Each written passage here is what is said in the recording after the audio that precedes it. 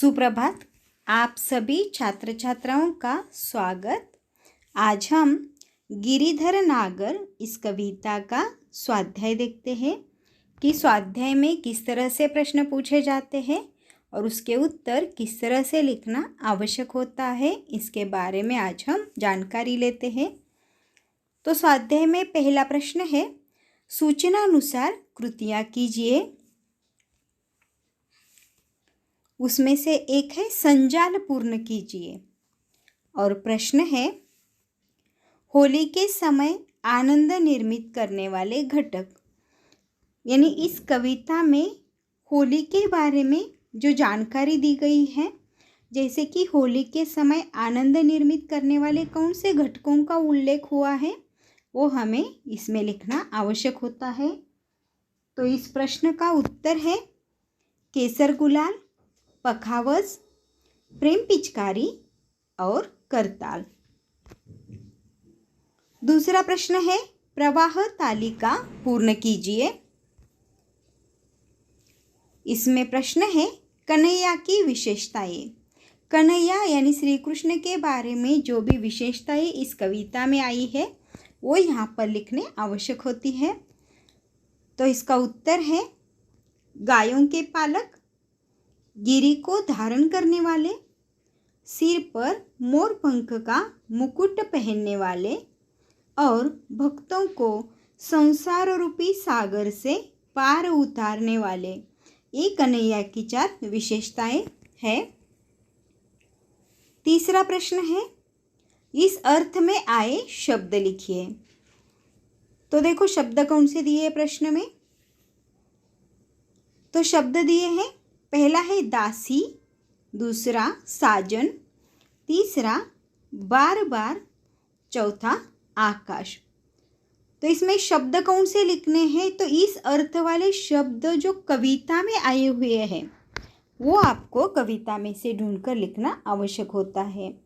तो कविता में दासी के लिए शब्द आया है चेरी, साजन के लिए आया है पति, बार बार के लिए कविता में शब्द प्रयुक्त हुआ है बेर बेर और आकाश के लिए शब्द आया है अंबर। तो ये इस प्रकार इसका उत्तर लिखना आवश्यक होता है। चौथा प्रश्न है, कन्हैया के नाम। यानी गिरिधर नागर इस कविता में श्री कृष्ण के लिए 2 नामों का उल्लेख हुआ है, तो वो 2 नाम यहाँ पर लिखने आवश्यक होते हैं। तो इसका उत्तर है गिरिधर और गोपाल। 5वां प्रश्न है, दूसरे पद का सरल अर्थ लिखिए। यानी इस जो कविता में जो दूसरा पद है उस पद का सरल अर्थ लिखना है। तो पद कौन सा है, तो पद है, हरि बिन कुन गति मेरी, तुम मेरे प्रतिपाल, कहिए मैं रावरी चेरी, आदि अंत निज नाव तेरो हिमाए फेरी, बेर बेर पुकार कहूँ प्रभु आरती है तेरी, यो संसार बिकार सागर बीच में घेरी, नाव फाटी प्रभु पाल बांध्यो बुड़त है बेरी, बिरहनी पीवकी बाट जो वे राखल्यो नेरी, दासी मीरा राम रटत है मैं शरण हूँ तेरी। तो ये जो दूसरा पद है गिरिधर नागर का, इस पद का अर्थ है, हरि आपके बिना मेरा कौन है, अर्थात आपके सिवा मेरा कोई ठिकाना नहीं है, आप ही मेरा पालन करने वाले हैं और मैं आपकी दासी हूँ। मैं रात दिन हर समय आपका ही नाम जपती रहती हूँ। मैं बार बार आपको पुकारती हूँ क्योंकि मुझे आपके दर्शनों की तीव्र लालसा है। यह संसार विभिन्न प्रकार के दोषों और विकारों से भरा हुआ सागर है, जिसके बीच मैं घिर गई हूँ। इस संसार रूपी सागर में मेरी नाव टूट गई है। हे प्रभु, आप शीघ्र इस नाव का पाल बांधिए, अन्यथा यह जीवन नौका इस संसार सागर में डूब जाएगी। हे प्रियतम, आपकी यह विरहिणी निरंतर आपकी बाट जोहती रहती है, आपके आगमन की प्रतीक्षा करती रहती है। आपकी यह दासी मीरा सदा आपके नाम का स्मरण करती रहती है और आपकी शरण में आई है। तो इन पंक्तियों का ये सरल अर्थ है। अगला प्रश्न है उपयोजित लेखन। उपयोजित लेखन में प्रश्न पूछा गया है आपके स्वाध्याय में कि निम्नलिखित शब्दों के आधार पर कहानी लेखन कीजिए तथा उचित शीर्षक दीजिए। तो इस प्रकार का प्रश्न आपको एग्जाम में भी आता है कि आपको कुछ शब्द दिए जाते हैं और शब्दों के आधार पर कहानी को उचित शीर्षक देकर आप कहानी तैयार कर सकते हैं।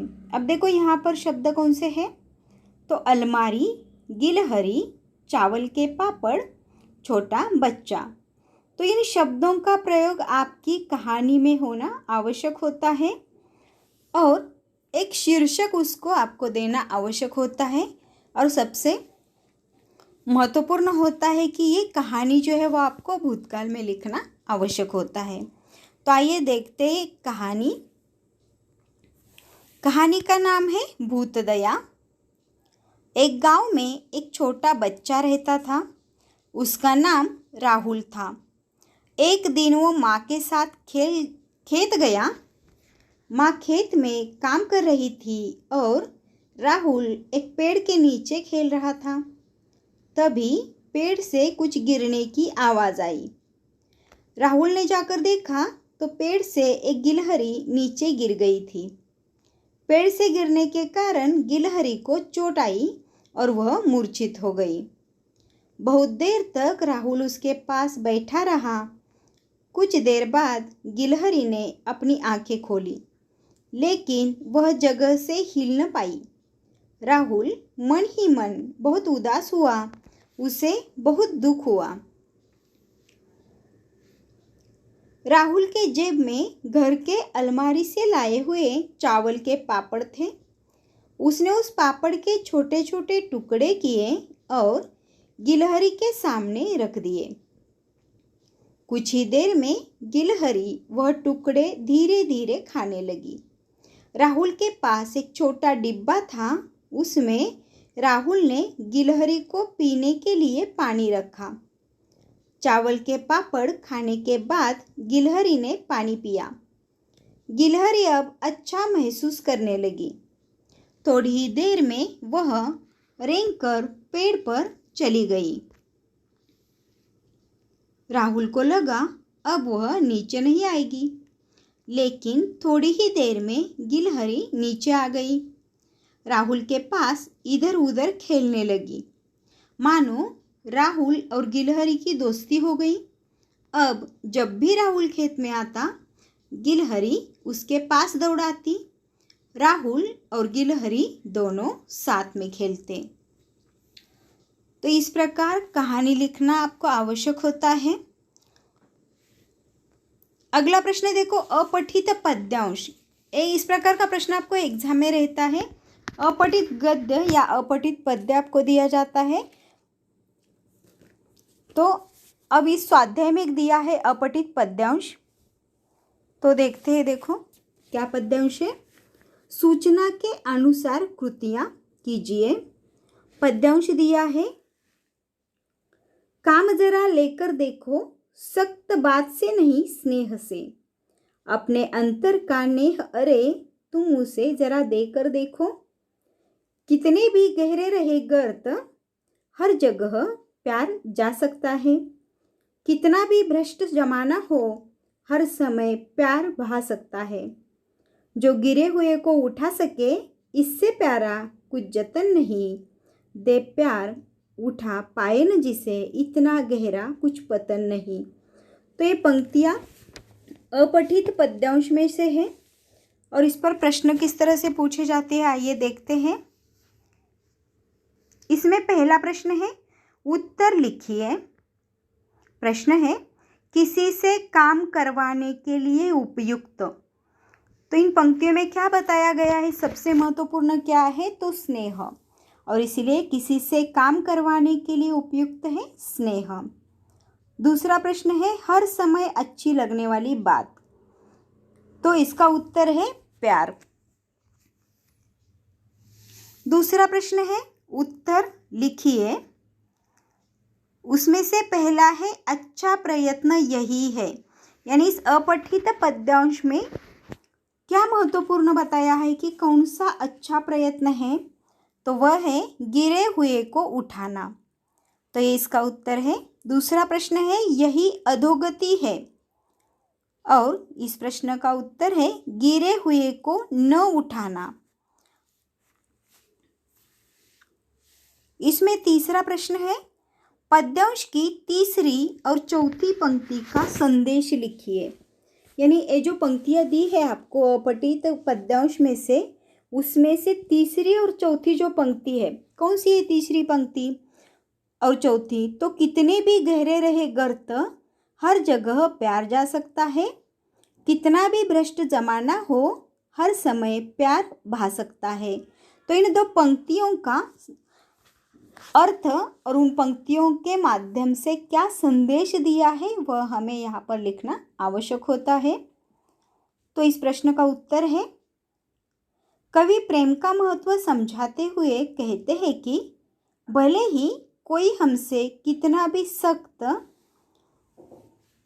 दूर या नाराज क्यों न हो, किंतु हम अपने अंतर का स्नेह प्रकट करके उन्हें सहानुभूति देकर उनके भीतर भी प्रेम की भावना निर्मित कर सकते हैं। कवि कहते हैं कि जमाना चाहे जितना भी भ्रष्ट हो जाए, किंतु निस्वार्थ पवित्र व सच्चे प्रेम का अस्तित्व और उसकी लोकप्रियता सदैव बनी रहती है। वह हर समय अच्छा लग सकता है। इन पंक्तियों के माध्यम से कवि ने यह संदेश दिया है कि सबसे प्रेमपूर्ण व्यवहार करना चाहिए। स्वाध्याय में अगला प्रश्न है भाषा बिंदु। तो भाषा बिंदु में प्रश्न दिया गया है कोष्टक में दिए गए प्रत्येक कारक चिन्ह से अलग अलग वाक्य बनाइए और उनके कारक लिखिए। तो देखो कौन से कारक चिन्ह दिए गए हैं? ने, को, से, का, की, के, में, पर, है, अरे, के लिए। तो इन कारक चिन्हों का प्रयोग करके वाक्य तैयार करने हैं। जैसे कि देखो ने, इसका वाक्य है मोनू ने पढ़ाई की, तो इसमें मोनू ने आया है, तो ने ये क्या है? कर्ता कारक है। दूसरा वाक्य देखो को का वाक्य है किसान ने गाय को खाना खिलाया। गाय को का प्रयोग हुआ है, तो ये कौन सा कारक है? तो ये कर्म कारक है। तीसरा वाक्य है से बना हुआ, जैसे मैंने अरुचि से किताबें लिए, इसमें से का प्रयोग हुआ है, तो ये कारक है करण। अगला वाक्य है देखो का, अथर्व अनुष्का का भाई है, तो इसमें का शब्द का प्रयोग हुआ है, तो ये संबंध कारक है। अगला वाक्य है की से बना हुआ, अनुष्का अथर्व की बहन है, तो संबंध बताने वाला शब्द इसमें की है और इसलिए संबंध कारक है। अगला वाक्य है के से बना हुआ, सोहम के 2 मकान है, तो इसमें के शब्द का प्रयोग हुआ है, तो ये संबंध कारक है। अगला वाक्य है में से बना हुआ, जैसे सर स्कूल में है, यहाँ पर में का प्रयोग हुआ है, तो ये अधिकरण कारक है। अगला वाक्य है पर का प्रयोग हुआ है अगले वाक्य में, जैसे काव्या सोफे पर बैठी, तो ये अधिकरण कारक है। अगला वाक्य है, हे राम कितनी अशांतता है यहाँ। तो इसमें हे का प्रयोग हुआ है और वाक्य है, देखो ध्यान से सुनो, हे राम कितनी अशांतता है यहाँ। तो ये संबोधन कारक है। अगला वाक्य है जो अरे से बना हुआ है, यानी अरे ये कारक चिन्ह दिया है और इससे वाक्य है बना हुआ।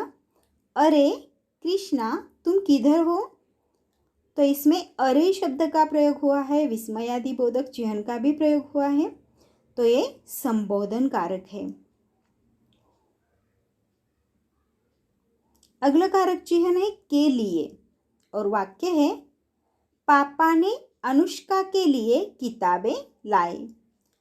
तो इसमें के लिए का प्रयोग हुआ है और इसलिए ये संप्रदान कारक है।